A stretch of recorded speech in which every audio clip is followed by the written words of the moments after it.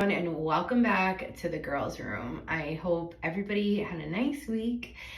Today is Valentine's Day, but you guys won't be seeing this then. So if you give a shit about Valentine's Day, I hope it was a nice one. And if you didn't celebrate Valentine's Day by choice or because you don't give a shit about it, then that's cool too, because I always kind of thought it was stupid, but my girlfriend always makes me feel special, and my dad always brings me flowers and chocolates, so I'm not complaining. Wake up. It's the first of the month. Anyway, so last week I was going upstate the last we saw each other for Amanda's birthday. Amanda's my girlfriend, if I haven't made that clear. And we stayed at the cutest A-frame cabin in the woods. It was so cozy. This house was like honestly perfect. It was so cute. I wish it was colder out, but now that I'm thinking about it, if it was really snowing, we probably would have had a pretty hard time driving because the roads were like really tight and it was like really up the mountain and it was pretty muddy and the car was like slipping and sliding. And I mean, we have like a pretty good car. So if it was snowing, I feel like we could have slipped and flew off a cliff because honestly, the roads were so windy and like so slidey, but I do wish it was a little colder. But it was cold. It just was like this weird weather we have going on in New York. It's like 50 degrees one day and then freezing the next, but it's sunny. So I'm glad at least it's sunny. But of course, the morning that we were going, because it's me, I woke up Thursday morning feeling so sick. I thought it was maybe just allergies because sometimes I get that if the dogs are in the bed, like sometimes Rue, my Frenchie, she has long hair and I'm like allergic to her in a little bit. So sometimes I get like an itchy throat if she's like on my pillow or she's in the bed, which she's usually not, but she had been in the bed like the day before or something. So I was like, oh, it's probably just me getting like me having an allergy or something like that, or from the weather, because I feel like a lot of people are having allergies. No, I was sick as fuck. We were leaving, I could barely swallow, my head was pounding, couldn't smell, couldn't breathe, nothing. So thankfully we were doing a chill trip. I mean, we're not really hikers. We did that once when we were upstate, and I don't know, I'm just not a woodsy girl. I already have Lyme disease because I was bitten by a tick at some point a few years ago, and I just don't fuck with the great outdoors. I just don't. I'm all for a cabin. I'm all for snow. Like I would love to do a snow trip, skiing. Like I've never done that. Vermont type of vibe, like Aspen, like, you know, obviously something like that. And I would totally ski, snowboard, do the winter sport thing without a problem. But yeah, the woods just aren't for me. So staying in the cabin, they had a great fireplace, having the fire going, being cozy. They had no TV, but good thing I had my giant iPad. I know some people like to fully disconnect, but me and my girl like to watch some, you know, SVU or like organized crime or something. So we thankfully had that so we could watch Netflix. I mean, we also both weren't feeling good. I was really sick, and like, what else is there to do? I wasn't up for like playing a ton of games. We did a little bit, but I just needed to be like in and out of sleep. And I'm glad I prepped all the food so that Amanda could have the meal that she wanted. She loves baked ziti, so I prepped the baked ziti here because like I said, I didn't want to be cooking there. And I got a cake, this delicious pistachio gelato cake from this Italian gelato place here. Well, I guess all gelato is Italian. But this place is like top tier, real Italians. Like the cakes, the gelato, the coffee, everything is amazing. They send you an espresso with the stuff you order when you order on Uber Eats, which I just love that too. So she was happy. She wasn't feeling good, but she wasn't as sick as I was. And then of course I forgot my purse because we had so much stuff with us with the dogs. Like it was 2 nights, and I really did pack light, and still I'm like, this is why I overpack, because I didn't have like warm enough. Like I had one hoodie and then I was sick. I didn't have sweats. I only had leggings. It's annoying, but we were fine. We made out fine. And we just had a nice cozy weekend in the woods. There was no phone service whatsoever, like zero. Our phones were on SOS other than Wi-Fi. So it was truly like a little getaway where you're just kind of unplugged. I mean, we were on Wi-Fi, so we weren't fully unplugged because we could still, most people have an iPhone except for my dad. Well, he does, but it's his second phone. And yeah, so it was a good time. And I just learned even more so that I'm not an outdoorsy type of girl at all. There were so many ticks, and I obviously have tick PTSD, those disgusting fucking things that contribute nothing to the fucking world. They just carry poison in them, like all over my dog, my big dog, because she was outside. Like, taking out ticks is fucking gross. There was 2 on Amanda's clothes, and I'm just like, yeah, it wasn't cold enough. Winter's not cold anymore, really. I mean, it's cold, but they don't die off like they used to and then come around in the spring when you're like expecting them. They're just everywhere. So that was disgusting. But other than that, being cozy inside, spending quality time together, and being sick in a cabin wasn't the worst, because I also didn't have to drive. I just provided the McDonald's on the way home that I couldn't taste, and that was that. So that was my week. We were there Thursday to Saturday, and yeah, that was really it. Now it's Wednesday, and I've just been trying to focus. I recently was diagnosed with ADHD, which I don't know if I said that last week because my memory is terrible, but it makes all the sense in the world. It really does. And I grew up with a mom who didn't believe in that and all of that type of stuff. So yeah, I am taking some like lion's mane and trying to find a natural way to focus before I want to exhaust my other options. No problem with, there's no shame or problem with taking medication. I just have such a sensitive body and have finally been balancing out my hormones and things like that, and I just don't want to fuck it up again, because it can. So I'm gonna exhaust my other options and see if that helps, because I've had a hard time transitioning into someone that works from home, from being someone that worked physically in a place, not just on a computer, like physically a hairdresser. That's such a huge change. Now I'm sitting at a computer and I'm writing fucking emails and like taking calls here and there. That's a major shift in your mental. Like, you're just using a completely different part of your brain. And it's been really hard for me to focus, because now I have to give myself a schedule. So going in the salon Friday and Saturday is good, because I actually like interact with people other than Amanda and talking to my dogs. But I need to figure out how to get better with scheduling. People say to plan out every hour of your day, and the thought of that is so overwhelming. I just like don't even know how to do that. Like, I have no idea where to even start with planning out my day. I try doing it. I try having a morning routine. I journal in the morning. I've been trying to put on a meditation in the morning.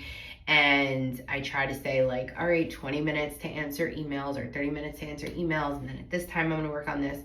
So I need to start time blocking more and better. So I need a better system for this. Anybody has any tips, please let me know. So that's something I've been struggling with. And I think this diagnosis, I kind of already knew that I had it, but it wasn't like formal. And now I know. So if I stumble upon anything that works for me, I will share it.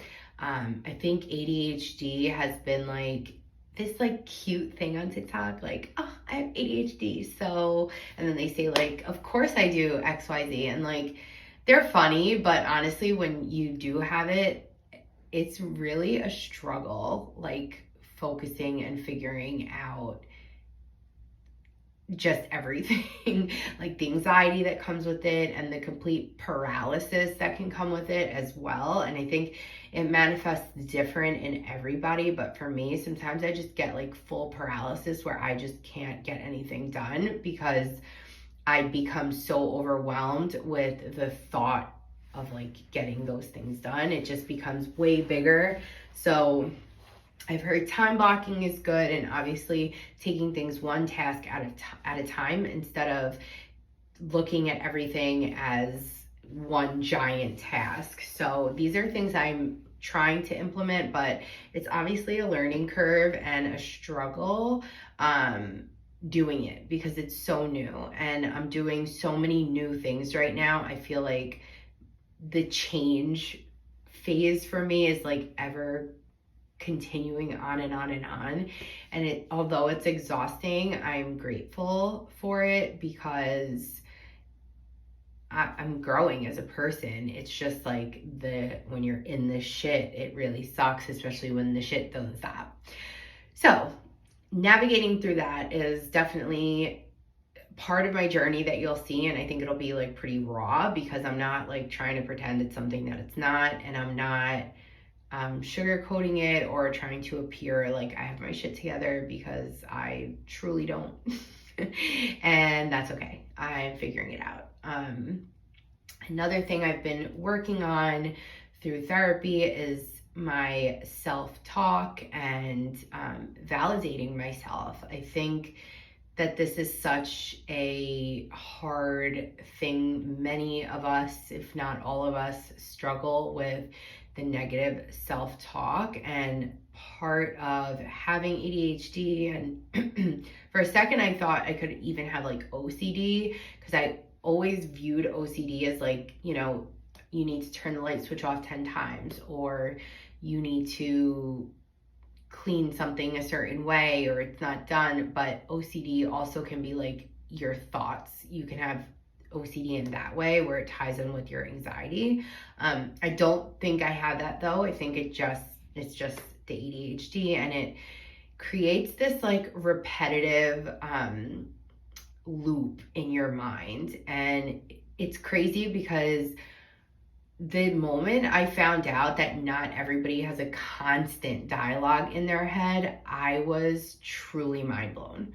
Like, there are people out there that are not always having a thought or a thought on repeat, and I did not know that. I thought that everybody was the same. Like, I know people say I'm an overthinker. I'm talking about a brain that never stops talking. I go to sleep and my body wants to go to sleep and my brain doesn't stop. Before I open my eyes in the morning, my brain is already on a loop, talking. And I thought that was normal, and it's not. So if you can relate to that, yeah, I was completely mind blown. Like, wow, not everybody is torturing themselves every hour of the day. So since I have this narrator in my head and it's not Morgan Freeman, it's me, I feel like I really needed to change the dialogue because the dialogue was so bad. At one point, it was just like so dark, and I know many people can relate to that, and it's really upsetting. Like, I will always say, like, you think you could be mean to me? I am so much fucking meaner. Like, you have no idea. What you're saying is like small beans compared to like what I say. Did I just say small beans? I think it's small potatoes. Yeah, small beans compared to the dialogue that I have with myself. So I'm trying to retrain my brain and create new neural pathways. And that's not easy to do. It's not easy to do. So if you are braving this journey with me, kudos to you, because some people will just stay living in this circle of hell, and it can get really bad and drive you crazy. And I don't want to live a life like that. So I've been doing all the things to try and navigate through this. And I think it's an important thing to talk about. We hear a lot about mental health, and this is something that I struggle with. So yeah, repetitive thoughts, not being able to focus. I mean, if I am answering an email and I get a thought about a video I need to edit, the email, I'll just start editing the video, and then so the email's half written, not answered. Now I'm editing a video. So now I'm editing a video, and while I'm editing a video, I look up and there is dust on my TV, or like the mantle under it. Now I'm dusting the mantle. And now while I'm dusting the mantle, I look at the mirror, and the mirror needs to be dusted. And then all of a sudden I am deep cleaning, rage cleaning the entire apartment, bleaching the tub, bleaching the bathroom floors, and I've got zero work done. That's an accurate representation of like a day in my life. This happens a lot. My clean space is directly correlated to my brain, and that I think is true for a lot of people. I think that is a very common thing. But what I don't know is the healthiest thing is that it will completely deter me from what I'm doing. And I think that's the problem, is when the control kind of, it has to be done. And then I'm like, don't fucking take a shower and don't touch anything. And then I can start getting work done. So that's aggravating when it happens, not only every day, but multiple times a day. So we've got like 100 tabs open on the computer, 100 tabs open on my brain, and now we are distracted by anything that isn't done in your apartment. And then on top of that, you just have this constant dialogue in your brain of why you're terrible, why you suck, why you're not successful, why you're ugly, why you're this, why you're that. And it's not good, because the things that you're thinking are probably not true. Some things that I've been doing to try and help are a gratitude journal every morning. And I know people like probably make fun of that, but I don't really care. It's very simple. I just have a lined paper notebook, nothing fancy. I write down what I'm grateful for, as if I write down the things that I want in my life as if I already have them in like a present state. So like, just to shoot off an example, instead of saying that I want $1 million, and it's not about money, but I want $1 million, instead it'll say like, I'm so grateful that I made $1 million because I can support my family, I can live a debt-free life, I can do all, so XYZ, you fill in the blanks. It could be anything you want. I'm grateful, I'm 100% healthy, I have no problems because I can be present and spend time with my family, and all the things like that. So starting my day with that and trying to be in a more grateful, present mindset has definitely helped. Another thing I've been doing is, which I've done this forever, I've been doing this now for a few years, I don't touch my phone for like the first hour, 30 minutes to an hour from when I wake up in the morning. My phone stays in my bedroom. I walk the dogs, I go outside, I get some sun on my face, I make breakfast, I feed the girls, like I talk to Amanda, I do my journaling, and that's it. If I touch my phone, it is to do a meditation. So that's the other thing I've been doing. If I'm having a hard time getting out of bed, which I do have a hard time with that in general, what I'll do is I'll pick up my phone and go to Spotify or YouTube and put on meditation, put the phone back down, and do a 10-minute meditation while I'm laying in bed, to just start getting my tired brain in a positive state. So right before you go to sleep and right before you wake up, your brain is in something I believe that is called theta wave state. And that is when you are like the most susceptible to absorb things. So that's why all these experts say don't touch your phone first thing in the morning or right before you go to sleep, because when you're tired and your brain is in that state, it almost, the way they describe it is like hypnosis. Like you're getting into your subconscious and you are kind of can program new thoughts in that place. So if I'm gonna touch my phone when I wake up, it's to put on a guided meditation and just lay there with my eyes closed and do the meditation, and then get up and go journal, walk the dogs, do all of those things. And then after I eat, have my breakfast, and I've had a conversation with a real person, and well, all my people are real, but like, you know what I mean, face to face, then I'll pick up my phone and start my day. Now, something I need to cut back on is consuming content. I know that this is so hard for us to do. I scroll way too much on TikTok and Instagram, and I just downloaded an app, and I think I'm gonna start blocking my apps so that I can only spend maybe an hour a day on TikTok and on Instagram. This will not only allow me to create content that is not influenced by anybody else, but also not be like comparing, because I think that's what social media does. We're just constantly comparing to what we see or other creators. For me, it's like, you know, I should be listening to podcasts and like getting inspiration in that way, where I'm seeing how other people do things, not doom scrolling and comparing myself to people on the internet. And, you know, it's such a fake, not all of it's fake, I won't say that. It's just such like a disassociated way to connect. And it's great when it's great, but when you are doing way too much of it, like why every time somebody sends me something, I saw it already. Nothing's new for me. I'm like, oh yeah, I saw that on TikTok. I mean, Instagram is always late to the party, but like, I don't want to be that person that saw everything first, because they're just always on their phone. Like, it's low-key embarrassing. So that's something I'm gonna do today, is get that app going. One of my friends told me she uses it and it really helps her. So she can create content and not be doom scrolling and comparing herself to other people in her niche, or just online in general. When you're chronically online, it can be detrimental. And I feel like all the biggest content creators, influencers, podcasters, whatever, they are chronically online in their work.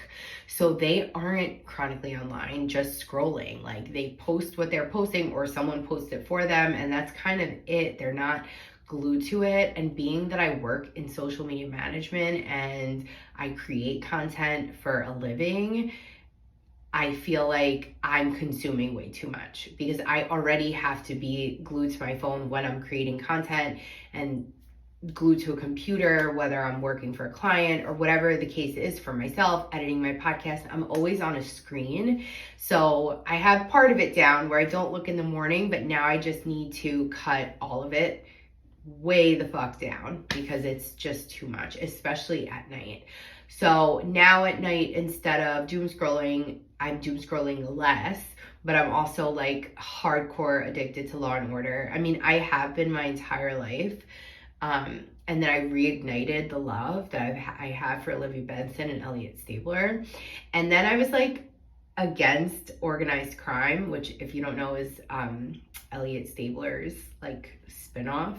I'm not just like saying that I'm against organized crime.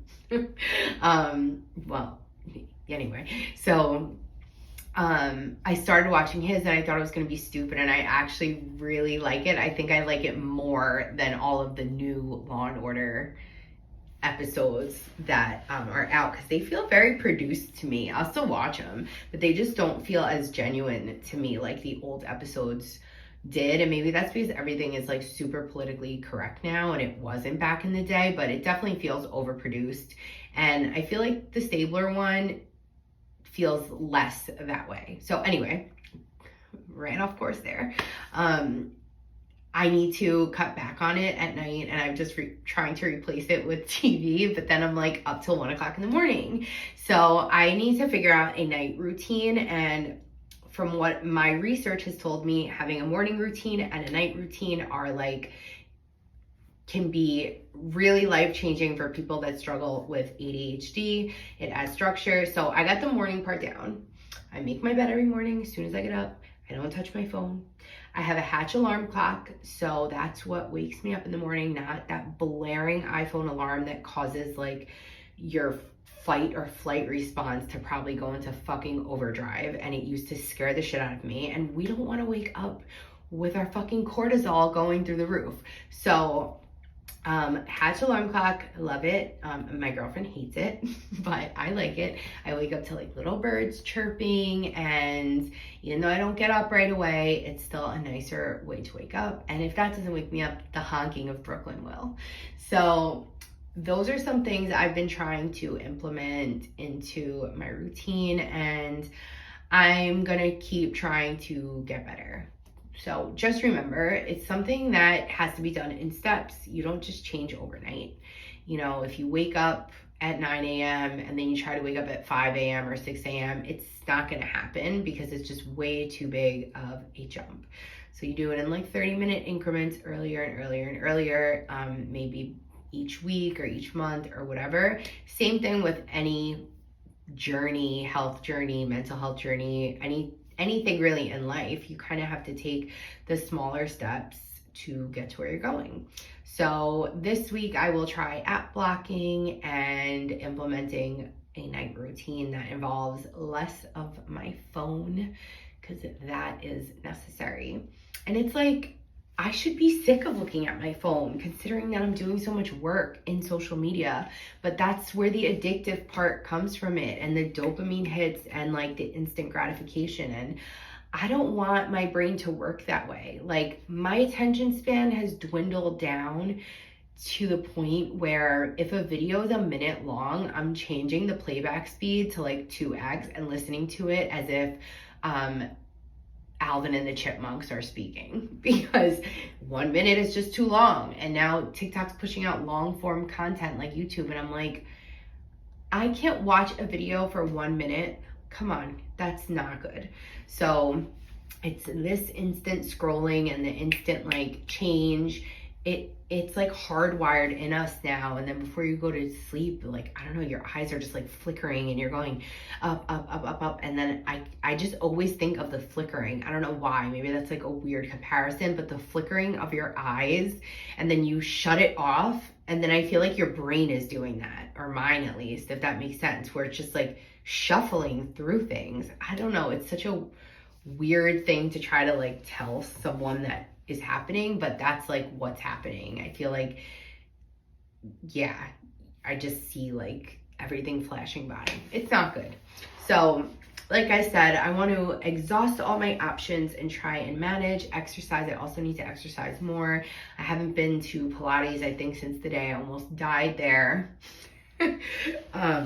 I needed a break because that 7 a.m. class truly traumatized me.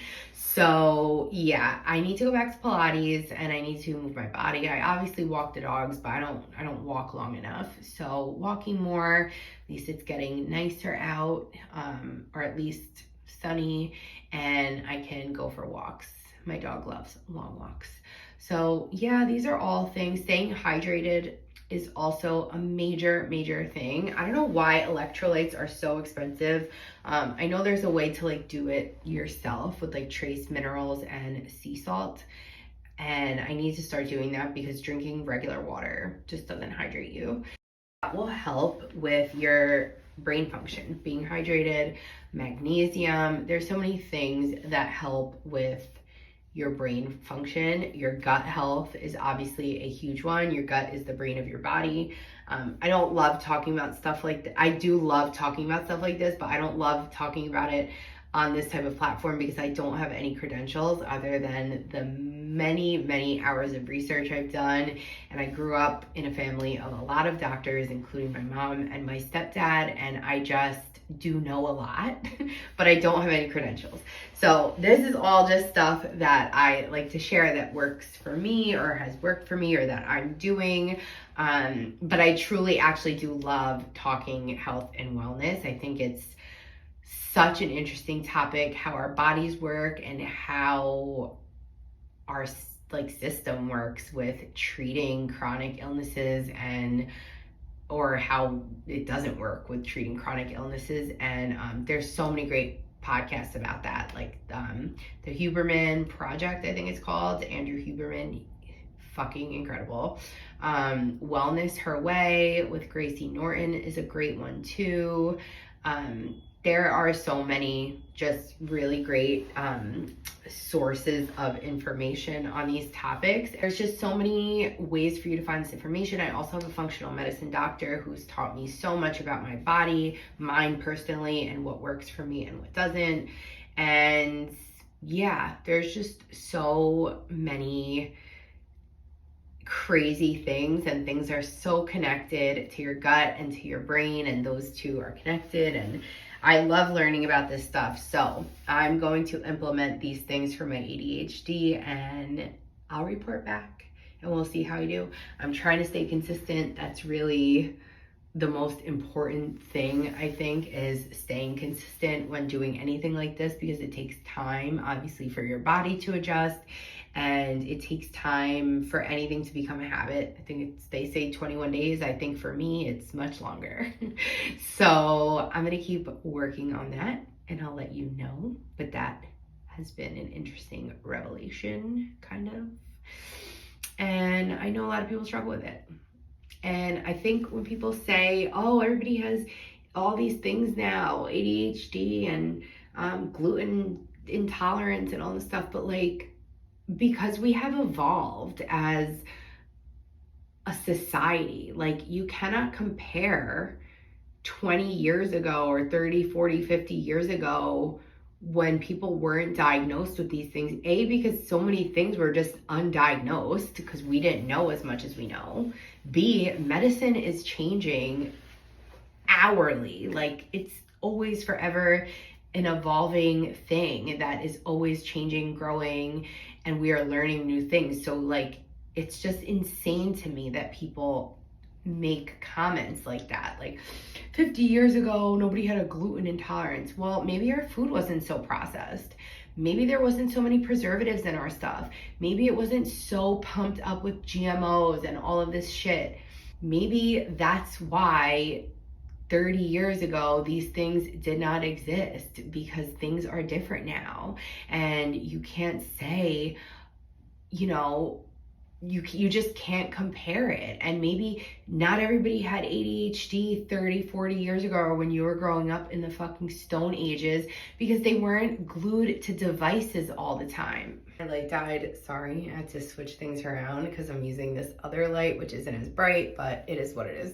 I just feel like comparing things to so many years ago is like stupid, in my opinion, because we weren't glued to screens and social media and all of these things that really do change the way your brain is working and wired. Like it's not comparable, in my opinion. So people were either going undiagnosed because we just didn't know or have the knowledge, or it wasn't taken seriously, or there just wasn't the same circumstances, or both.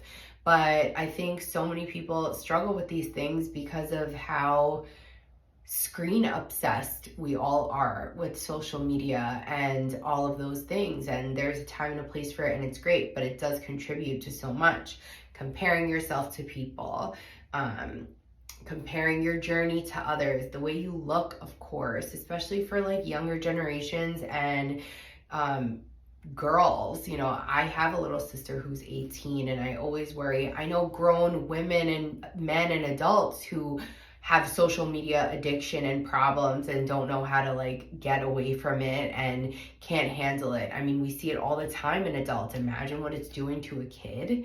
So yeah, I think we need to be smarter about comparing the way things were to what they are, because they are so different, and they are just getting more and more different and high tech. And I sound probably like an old fuck right now, but it's true.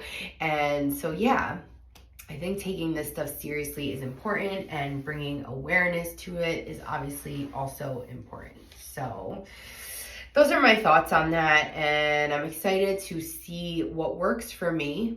And if I wind up needing medication, then it is what it is. But let's see what I can work on internally to try and make it better.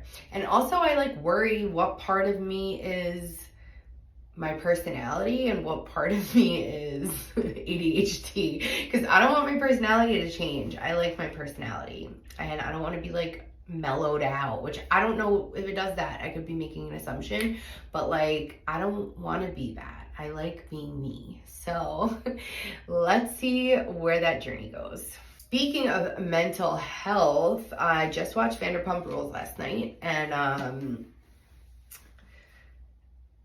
you know, Tom speaking on his mental health, obviously, I don't know if you watch, I'm not going to like catch you up on everything, but Tom was the one who broke his relationship up with Ariana. I feel like the whole world knows this. I don't need to say this. So I just feel like everybody handles things differently and grieves things differently and heartbreaks differently and all of that. But and this is not going to sound great to say, I just have like kind of a hard time believing him when he's talking about his mental health only. And I do think there's high possibility he was in a very dark place. How could you not be? But the behavior while in that dark place was just like insane to me. The performing and the subbing out lyrics for Raquel and all of the stuff he did, which maybe he was just fucked up and on a lot of drugs and drinking, which also makes sense too. And then, the come down from that on top of all of the internet hate, I'm sure he was in a bad place. I guess I just have a hard time with his behavior. But it'll be interesting to see where this all pans out. I feel like they're still, warming us up and teasing us with this topic. We're not getting the full picture yet. Well, it's only episode 3, I think. So I'm curious to see where that goes. That just reminded me because I was talking about mental health. But on a lighter note, I am really excited because my sister-in-law got me tickets to Chicago, which Ariana Madix is starring as Roxy. I actually have only ever seen the movie with Christina Aguilera, which I did love. Was that Chicago? I think she was in that. I know she was in Moulin Rouge, but no, wait, she wasn't in Moulin Rouge. She sang the song. Pretty sure she was in Chicago with Cher, if I'm remembering correctly. And I could be dead wrong. I'm going to have to look that up when I'm done here, but I'm really excited. We are going to see it. It was an early birthday gift. My birthday's in March, so we're going to see it at the end of February, and I cannot wait. I heard it's an amazing show and that Ariana did such a good job, so I will let you guys know. I also learned that she's doing 8 shows a week, which is crazy. This girl really catapulted herself into like her dream life, and I'd love to see it. So yeah, and I can't wait to see more of her on Vanderpump and how she is recovering from this whole ordeal and handling all of it. I've also been listening to the Disrespectfully podcast with Katie and Dana, which it's pretty good. If you haven't listened to it, it's fun, and I do like their takes. I do like Katie, and I always like Dana. So that's a good one to listen to. It's brand new. They only have a few episodes out, but I've really been enjoying that. And then in the world of TV in general, I mean, if I'm not watching Vanderpump or Real Housewives, I'm literally only watching Law & Order. Like, I have an actual problem because I think about it all day. Like, I want to watch Organized Crime right now.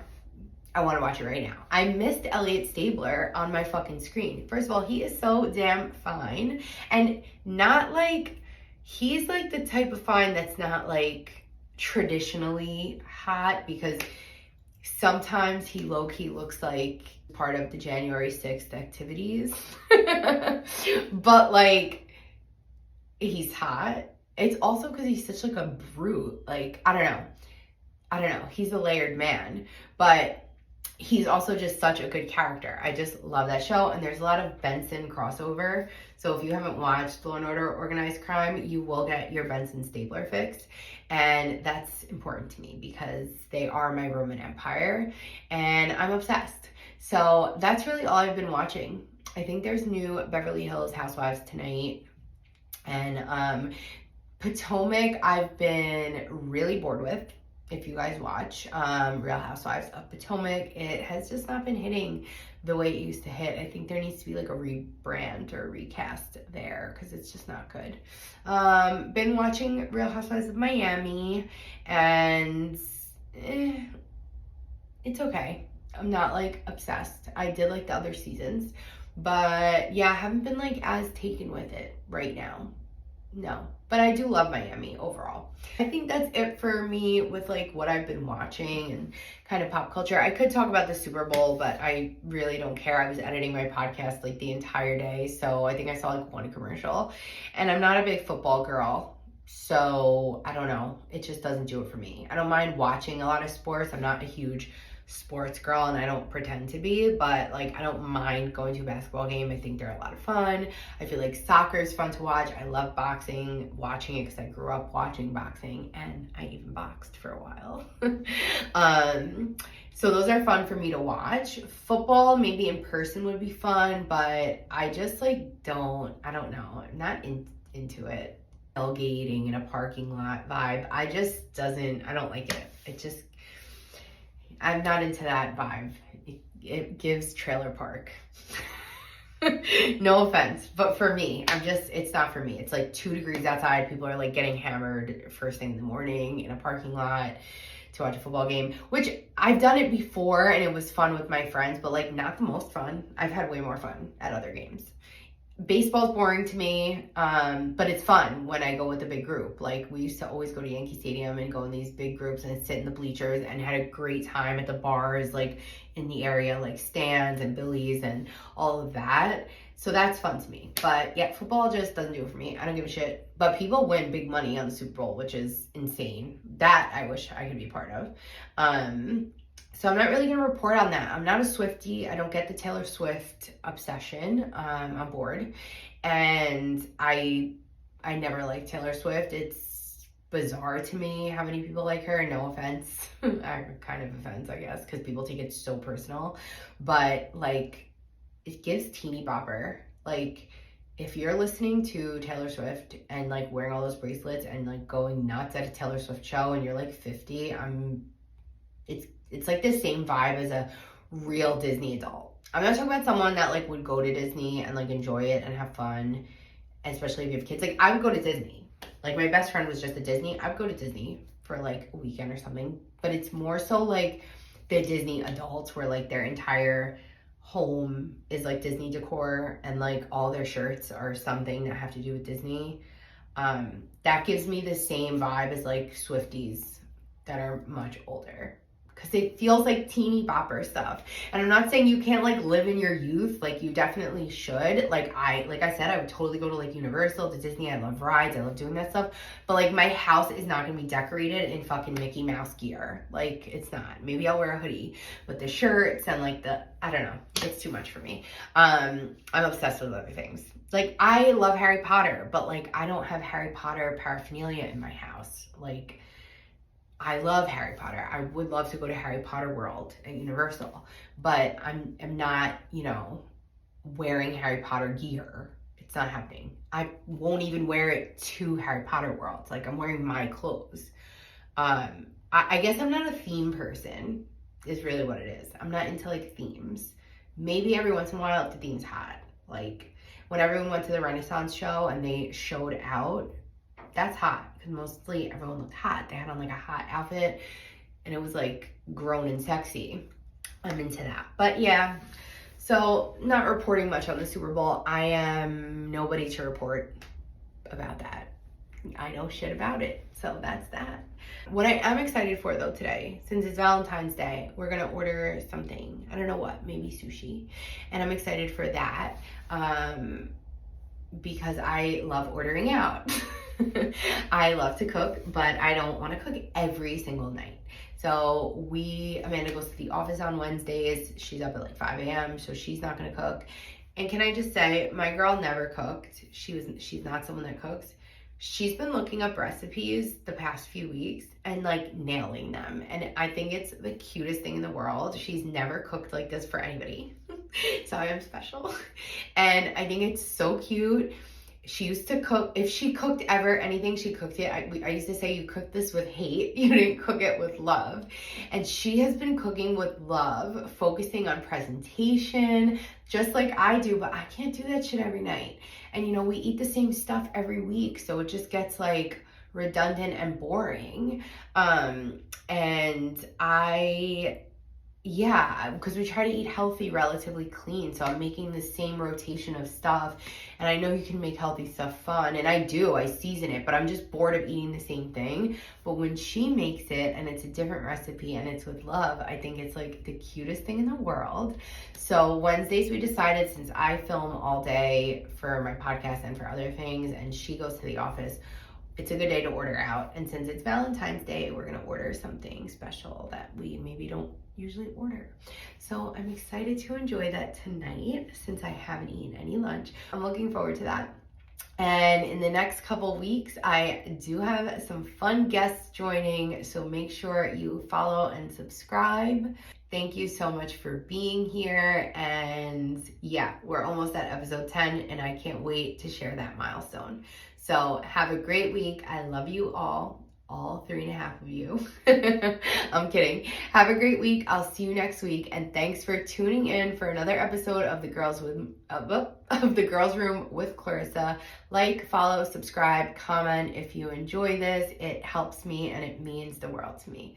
And don't forget, send in your topics if you have any stories, questions, concerns to tgrpod.nyc@gmail.com. Love you. Bye.